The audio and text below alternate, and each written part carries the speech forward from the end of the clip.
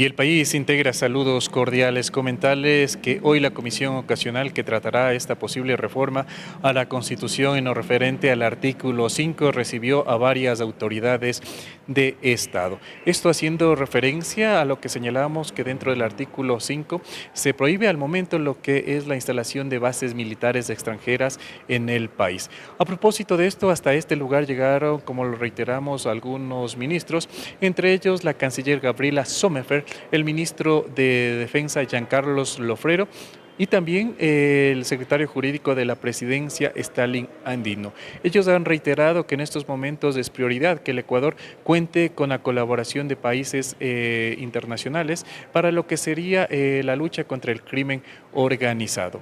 Han señalado también que el gobierno ha planteado esta propuesta, que es un pedido también de la ciudadanía para continuar haciendo frente a las bandas delincuenciales. Escuchemos lo que señaló la canciller Sommerfeld, el secretario jurídico de la presidencia y también el ministro de Defensa. El día de hoy hemos venido a exponer y a defender la propuesta de reforma a la Constitución, reforma parcial a la Constitución sobre el establecimiento de bases militares extranjeras en el país.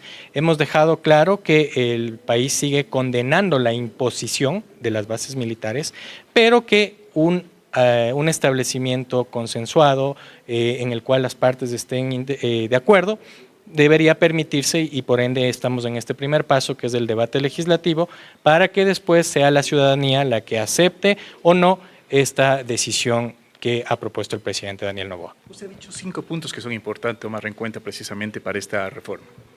Sí, nosotros dentro de los elementos que hemos planteado hemos indicado y hemos sido muy enfáticos con la Asamblea en que no es el momento para debatir si es que hay o no interés en establecer bases militares en este momento, ya que ese será un debate posterior. Al momento lo que se necesita es quitar esa prohibición, que la ciudadanía ratifique esa decisión y con eso nosotros podremos continuar con el resto de requisitos para poder establecer una base militar, si es que fuera el caso, fuera de interés y de voluntad del gobierno nacional a esa fecha. Se está reformando el artículo 5, es lo que se cambia de la Constitución, esa es nuestra propuesta, para que se elimine el tema de las bases, la prohibición de establecimiento de bases militares en el Ecuador. Doctor, justamente en la mesa parlamentaria hay cuestionamientos sobre esta propuesta que queda libre albedrío, dice, si no está indefinido qué base o qué países son los interesados, se podría vulnerar la soberanía del Estado, han dicho al menos de momento en la mesa parlamentaria. ¿Habrá un control o cómo se pide? Sí, para llegar a este momento procesal, digámoslo así, hemos pasado ya por un control de la Corte Constitucional, en el cual la Corte ha hecho el análisis de si hay una restricción de derechos con esta propuesta. Y la Corte ha manifestado que no existe una restricción de derechos y que al ser un cambio que reforma los elementos constitutivos del Estado, como es el territorio, entonces se requiere que sea este trámite mucho más largo, digámoslo así, en el cual viene primero a la Asamblea y luego va a la ciudadanía. Entonces, siempre va a haber el control. La Corte ya ha determinado que no hay una restricción de derechos y creo que eso es suficiente para poder afirmar que la reforma constitucional es viable y puede tener un buen futuro ya en las urnas. Entonces no va directamente al referéndum, sino al control constitucional. Ahorita la Asamblea tiene que aprobar en 2 debates, dice la norma, recién están trabajando para el primer debate, luego vendrá un segundo debate y una vez que se apruebe aquí, pasará de nuevo a la Corte Constitucional, volverá a la Corte Constitucional, donde la Corte hará ya un control sobre el texto a someter a la ciudadanía y solo con la venia de la Corte Constitucional pasará a la papeleta a las urnas. Es decir, la última decisión la tiene el pueblo ecuatoriano. La última decisión en todos los casos la va a tener el pueblo ecuatoriano, será el que decida si es que quiere o no quiere eliminar esta prohibición. Doctor, ¿por qué lo decía justamente que Ecuador es uno de los países estratégicos para las actividades ilícitas? Y ahí es necesario, dice esta reforma. Sí, estamos viendo que nos enfrentamos a una delincuencia transnacional, es un enemigo que tiene un alcance transnacional.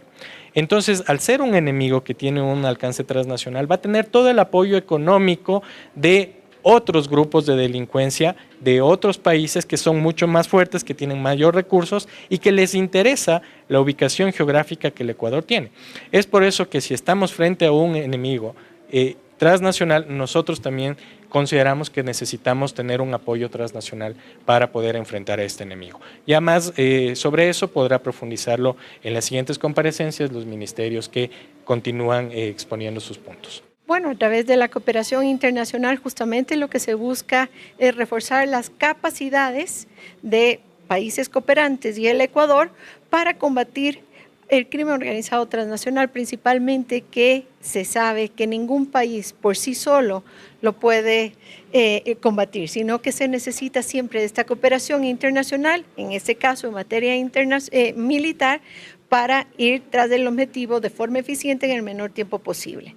Por otro lado, se ha hablado mucho sobre lo que significa la soberanía y nosotros hemos hecho una diferencia entre ejercer la soberanía a través de decisiones libres que respondan a las necesidades e intereses del Ecuador, en este caso, acuerdos de cooperación en materia militar. Canciller, dos inquietudes. La primera, respecto a que si se da la posibilidad, los países que quieran venir a nuestro país podrían instalarse en una base militar ecuatoriana o ellos podrían construir su propia base, la primera. Y la segunda, le escuché que Japón y Marruecos estarían interesados en ser parte de esa cooperación de seguridad en la región y por primera vez en el Ecuador.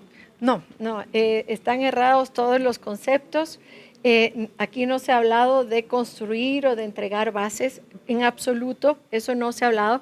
Se ha hablado de los acuerdos de cooperación para fortalecer capacidades en ejercicio de la soberanía ecuatoriana para responder a los intereses y necesidades de los ecuatorianos y del Ecuador, respetando nuestra Constitución, pero creando un marco que permita llegar a tener este tipo de acuerdos. Por otro lado, los países a los que ustedes hacen referencia, no hemos hablado sobre las bases militares o acuerdos de este tipo. Se ha hablado de el soporte que nos ha dado, como muchos otros países, a lo largo de este año, en apoyo y respuesta a la gestión que el presidente Daniel Noboa está realizando en el Ecuador, no solamente en el ámbito de seguridad, sino también en el ámbito económico y social.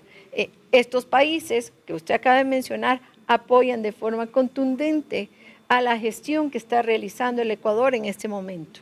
¿Cuál es el riesgo del país en cuanto, por ejemplo, si ponemos una base militar aquí en el país, de que tomamos como parte dentro de los conflictos internacionales que ahora se están viviendo, que estamos viendo un mundo que está yéndose mal hacia el conflicto? ¿Cuál es ese riesgo para el Ecuador? Porque en el caso de tomar un bando nos afectaría también a nuestro comercio exterior.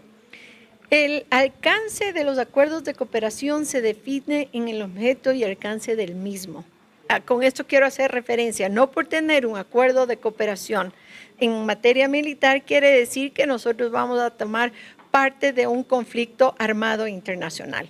Esos son dos temas totalmente distintos y diferentes, de eso no se trata y de eso no hemos hablado en el día de hoy en esta convocatoria. ¿Pero hay un riesgo que los demás países nos vean como que estamos tomando un partido y nos pongan, por ejemplo, restricciones a nuestro comercio? ¿Hay algún riesgo? No existe ese riesgo. Hemos el día de hoy presentado información de cómo este es un mecanismo de cooperación, es una herramienta para la cooperación internacional en materia de seguridad y varios países en la región, en nuestro continente y en otros continentes ya lo ejercen. Existe este tipo de cooperación en diferentes países del mundo.